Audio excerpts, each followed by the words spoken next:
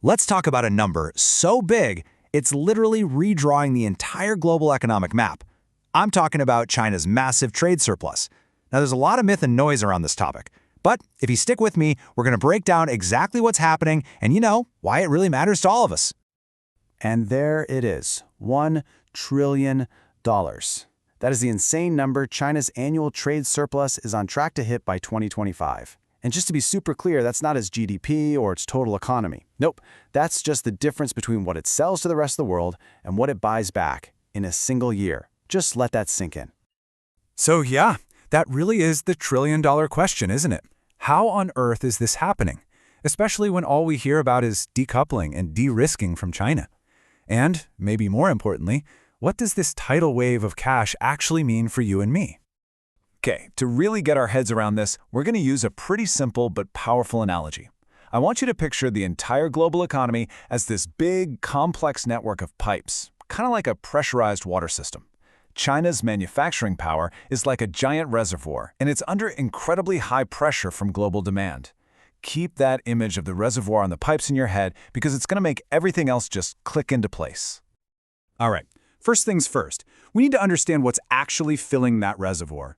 Because the phrase made in China, well, it means something completely different today than it did 10, let alone 20 years ago. The old story, the one we all know, was all about cheap labor. That was the old engine. But the new engine? It's all about what we're calling systemic efficiency. Look, this isn't about paying workers less anymore. This is about an entire, unbelievable ecosystem that is built for speed, for synergy, and for certainty. It's a supply chain so deeply integrated that, honestly, despite all the political talk, global companies are finding it almost impossible to walk away from. So what is this new engine actually cranking out? Forget about cheap toys and t-shirts. We're talking about what some are calling the new 3 items. And these are all high-tech, green manufacturing goods. Think electric vehicles, lithium-ion batteries, and all the solar panels that are absolutely essential for the global energy transition.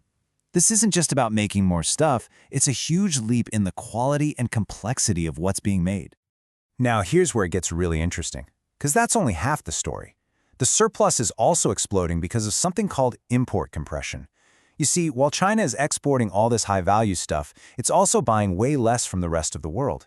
It's been aggressively making its own complex components, things like specialized chips and chemicals that it used to have to import. So it's selling more and it's buying less. That trade gap? It just keeps getting wider and wider. So, you've got this immense economic pressure building up in the reservoir. What happens when Western countries try to shut off the main valve with tariffs and trade restrictions? Well, the water doesn't just stop. It's too powerful. It just finds new pipes. And this is completely redrawing the map of globalization as we know it. What we're actually seeing isn't deglobalization. Not really. The source material for this calls it reglobalization. The name of the game isn't just about finding the absolute cheapest place to make something anymore.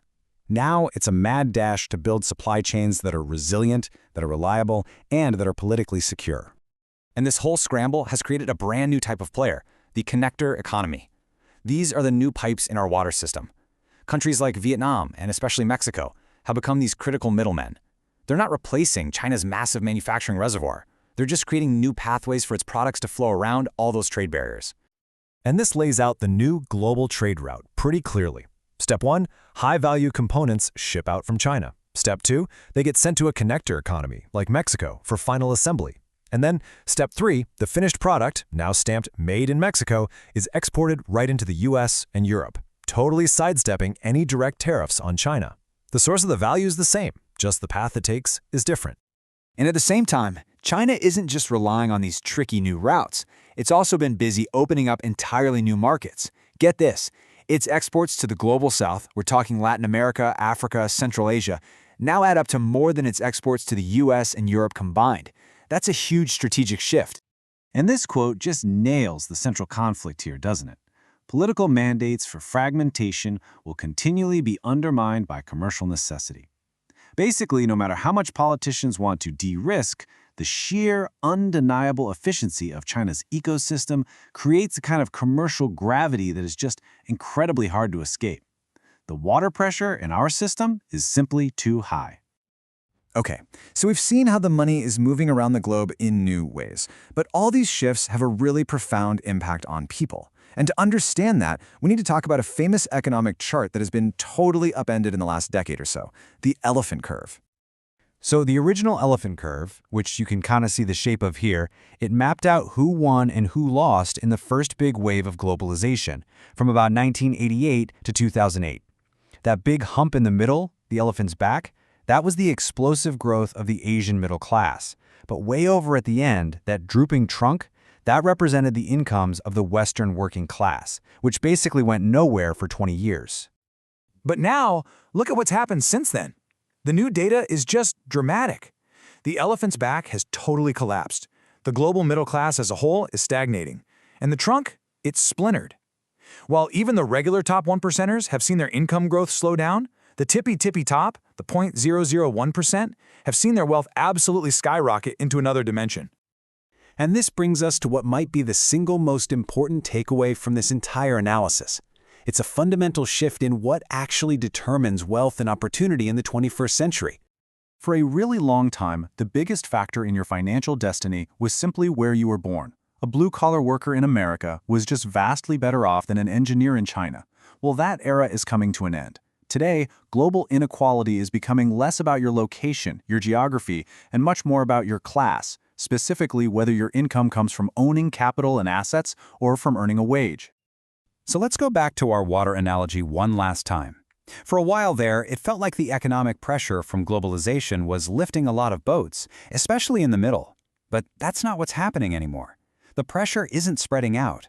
Instead, it's shooting straight up in a powerful, narrow geyser, benefiting almost exclusively those at the very, very top. And that leaves us with one last massive question to think about. In a world where your wealth and your future depend more on what you own than on where you live, what happens next? What does that mean for our societies, for our politics, and for the next chapter of our global story?